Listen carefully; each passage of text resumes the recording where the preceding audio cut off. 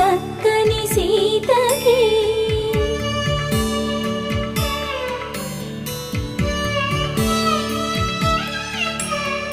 ఎర్ర జాబిలి చేయి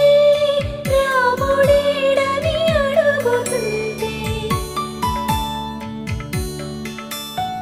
చూడలేదని పెదవి చెప్పే చెప్పలేమని కనులు చెప్పే నల్ల పూసై